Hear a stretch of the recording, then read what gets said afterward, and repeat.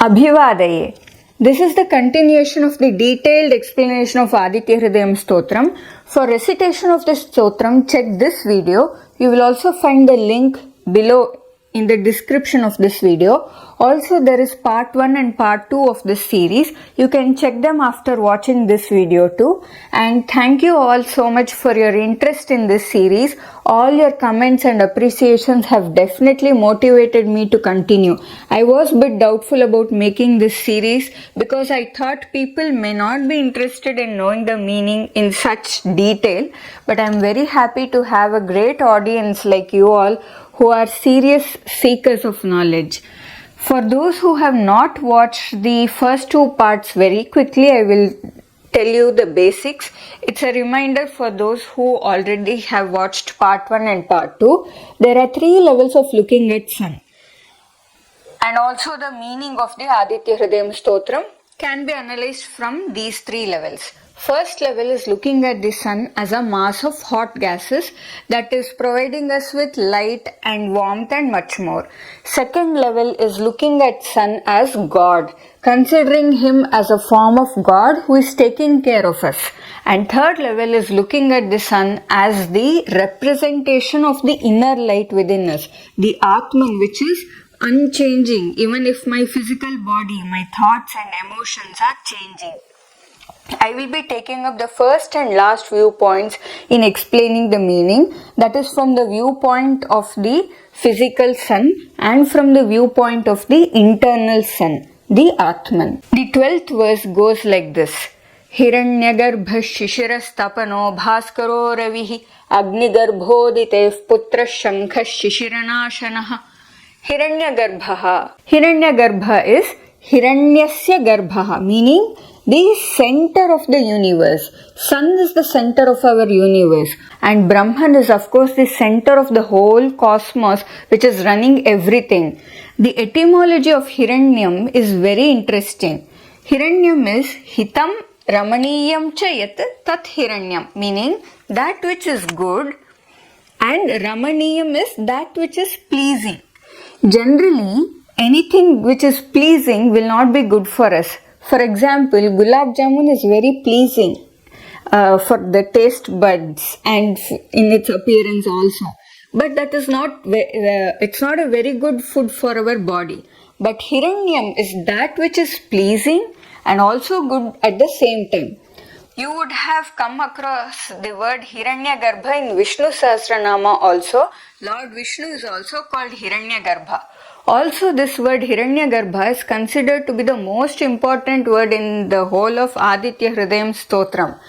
Another well-known commentator of Ramayana named Kataka, in his commentary says, Bhagavate Hiranyagarbhaya Namaha is the Dvadashakshariyam Aditya Hrudaya Rahasyam. That is, this 12-lettered phrase, Bhagavate Hiranyagarbhaya Namaha, is the Aditya Hrudaya Rahasyam, meaning the essence of Aditya Hrudayam is in this phrase. So this word Hiranyagarbha is considered to be a very important word in this stotram. You can contemplate further on this. Next word in the shloka is Shishira, which means coolness. Now you might be wondering, why is sun called Shishira? Sun is always hot, isn't it? The sun generates coolness through rain. Rain happens because of sun. Another way of interpreting this word Shishira is Tapatraya Taptanam Vishramasthanatvat Shishiraha.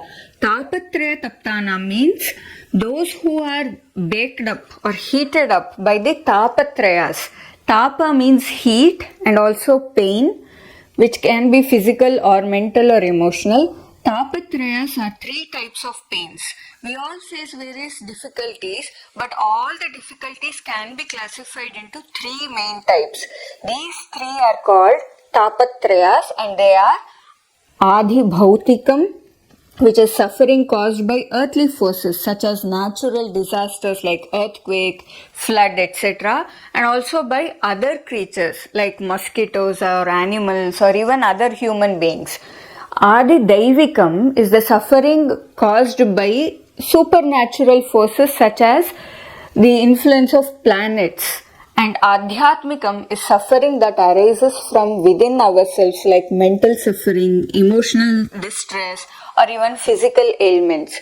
These are the three types of sufferings, and in fact we say Om Shanti Shanti Shantihi 3 times. We say Shantihi to pacify these 3 types of sufferings.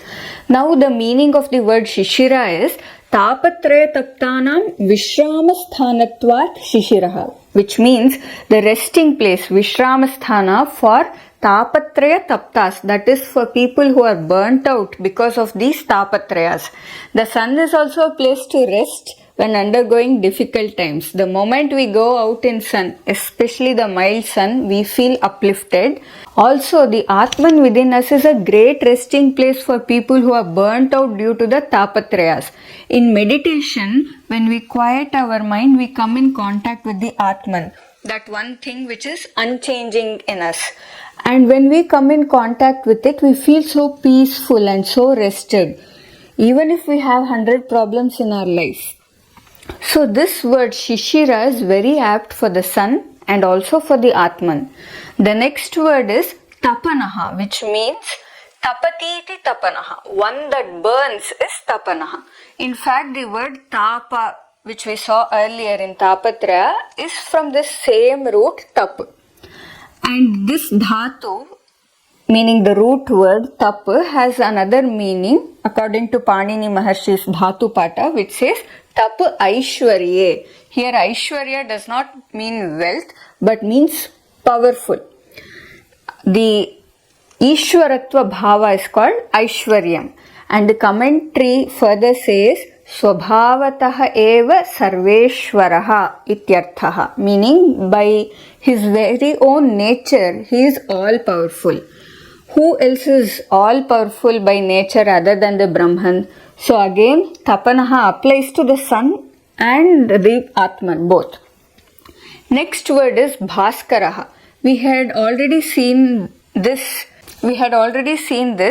That is Bhaha Karoti iti Bhaskaraha, meaning one who creates light. The sun creates light that we see through our eyes.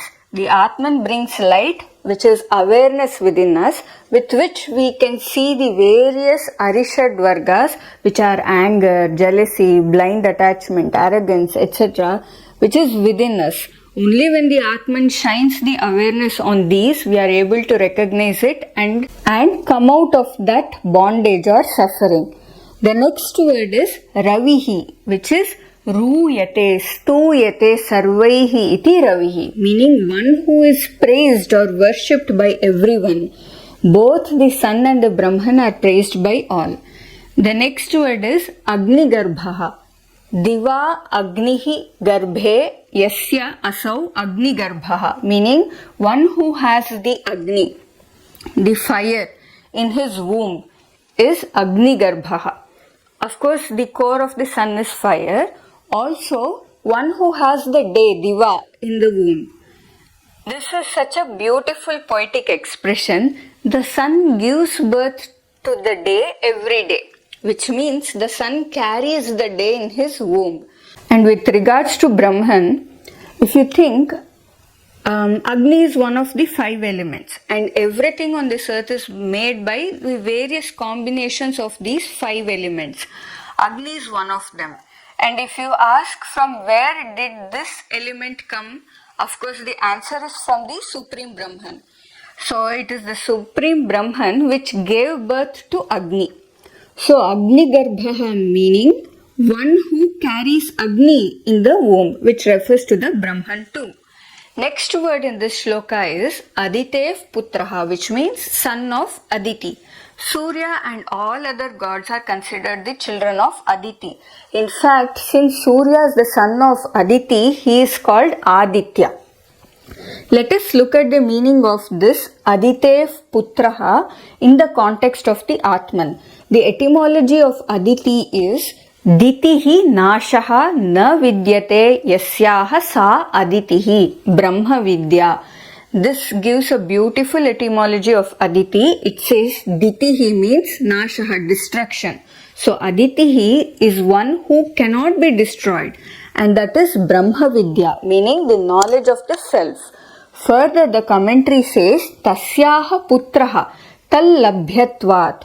And Aditev putraha means the son of Brahma Vidya. Now you might think, why is the verse saying son of Brahma Vidya? Shouldn't it be pointing to the Brahman itself? Again, here is a beautiful poetic expression. Aditi refers to Brahma Jnanam. So, when a person is married to Aditi, meaning married to Brahma Jnanam, which means that person is constantly contemplating and thinking about the Brahman, then as a result, what is born? The knowledge that I am the Brahman, Aham Brahmasmi, that is born. That is why this word Aditev Putraha is referring to the Brahman. How beautifully poetically put. While reading this, another sentence from the Vedas came to my mind. This is from the Shvetashvatara Upanishad, which says, Shrinvantu Vishve Amritasya Putraha Aye Dhamani Divyani Tasthuhu. If you see here, the word Amritasya Putraha is equivalent to Aditev Putraha. This Vedavakyam says, O children of the immortal, you who even occupy the divine regions, listen to me. I quoted this Vedavakya to reinforce how the rishis kept empowering us and said that you are all the children of the divine. The next word is Shankha, and the etymology of this is very interesting. With reference to the sun, it is Shamayati Swayameva iti Shankha, one who gets pacified or one who cools down by himself, Swayameva, is Shankha. The sun pacifies himself during the evening, hence this name for him. There is another deeper etymological meaning of Shankha, which is Shamcha Khamcha Shankha, Paramananda Gagana Atma Ityarthaha. This word Shankha is made of two words, Sham and Kham. We had already seen the meaning of Sham while discussing the meaning of the word Shambhuhu. Sham means goodness, auspiciousness, or even bliss. And we had also seen the meaning of the word Kham while discussing the meaning of the word Khagaha. In Sanskrit, Kham means sky or space. So Shankha means the sky of bliss or the space of bliss, which is nothing but the Atman. It is a space of pure bliss. Why do you feel blissful when you meditate? Because you get in touch with this space of pure bliss. That is Shankha. The next word is Shishiranashana, and the meaning is quite obvious. It is Shishiram, Himam, Nashayati, iti Shishiranashana, meaning one who destroys snow or coldness. Of course, sun melts the snow and destroys it. Shishiram, Jadyam, Mandabuddhitvam Nashayati, iti Shishiranashana.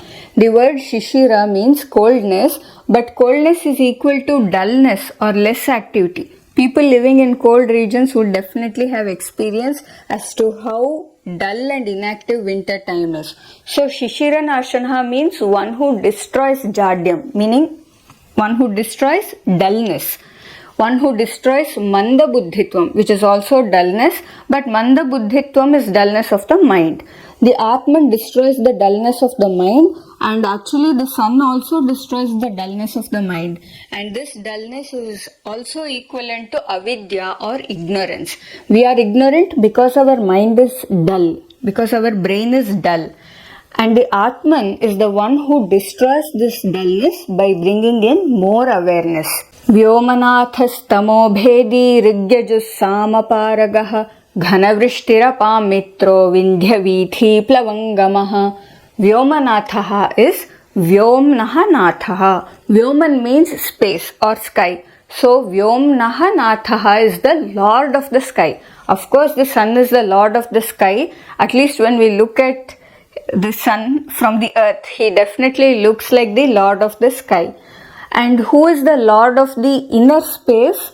The Atman, of course.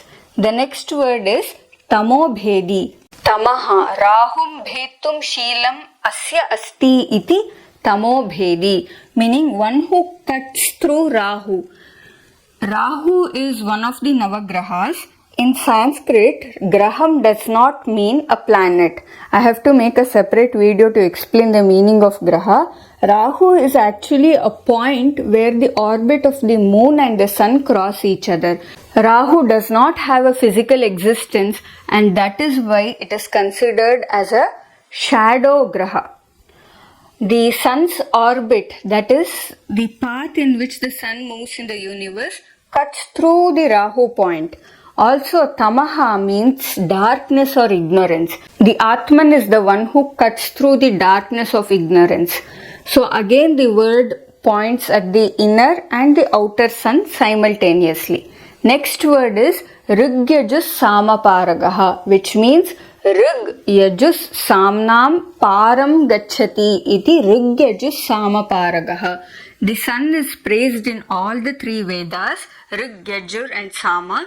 If you are wondering why only 3 Vedas are mentioned, aren't there 4 Vedas? Then the answer is, in many places you will find only 3 Vedas being quoted, because Rig means meter, the poetic meter, and Rigveda mantras are metrical, meaning they have a particular rhythm in them. Yajur Veda is prose. The mantras in Yajur Veda are in prose format, and Sama Veda is musical. It is like a song. So Rigyajus Samaparagaha means the one who is praised in all these 3 formats. When it comes to the Atman, it is Rig Yajus Samnam Param Gamayati iti Rigyajus Samaparagaha. One who takes you beyond the 3 Vedas. What lies beyond the 3 Vedas? The Brahman, that supreme reality which is nothing but pure bliss. In the Vedic tradition, all knowledge is classified into 2 types, Paravidya and Aparavidya. Any knowledge that is related to this world comes under Aparavidya. Even the Vedas and Vedangas are considered Aparavidya.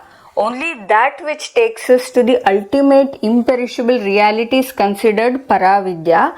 Now you may wonder, why are the Vedas considered Aparavidya? They give spiritual knowledge, isn't it? The thing is, the Paravidyas can never be grasped or understood intellectually. It is pure experience and is a state to be in. Therefore, even the Vedas are considered to be Aparavidya. So, Rigyajus Samaparagaha means one who takes us beyond the Vedas, that is beyond the intellectual understanding, to actually experience the ultimate truth. Only the Atman can do it. Next is Ghana-vrushti, meaning Ghana-vrushti yasmat asau Ghana-vrushti, meaning one who causes heavy rain.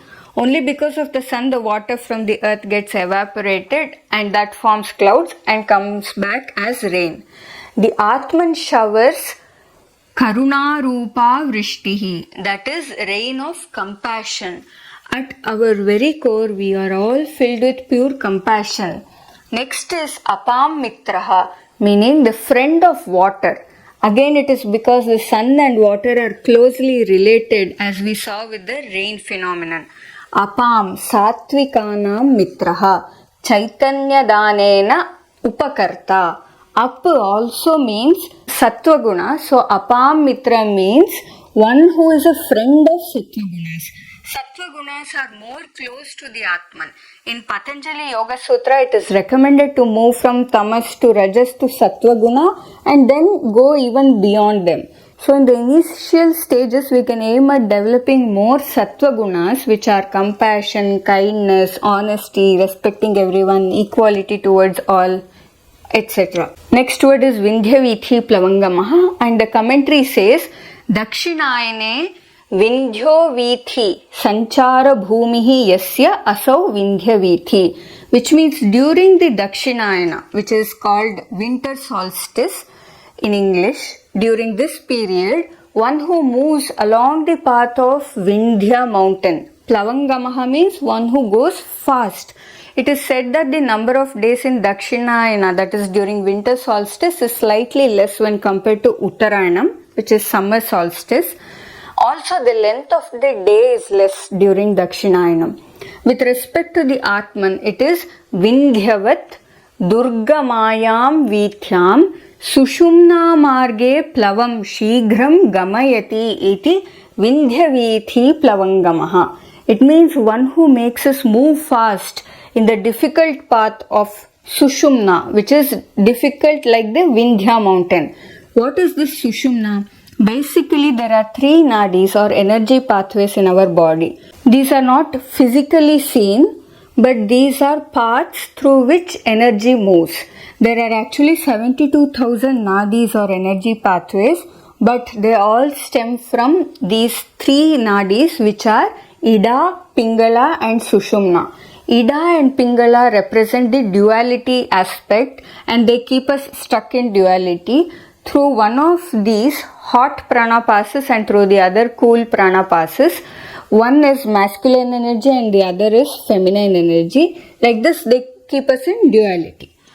But when a person clears his or her energy channels and moves to the Sushumna Nadi, then that person is in pure bliss. No matter what the external circumstance in life, this person will always be at inner peace. So this word Vindhyavithi Plavangamaha means one who makes us move fast in the Sushumna path. I hope you found this video useful. If you did, then please give it a like and also comment Bhagavate Hiranyagarbhaya Namaha, because this is the heart of the Aditya Hrudayam Stotram. If people are commenting, I will come to know that you all like this video, and also by commenting you are imprinting the phrase Bhagavate Hiranyagarbhaya Namaha. Also do share this with interested people, and if you have any revelations of different meanings for these words, or if you have come across any meaning, then please feel free to comment below. We all can learn and grow together. Agrime chitre melitasmi namo vaha.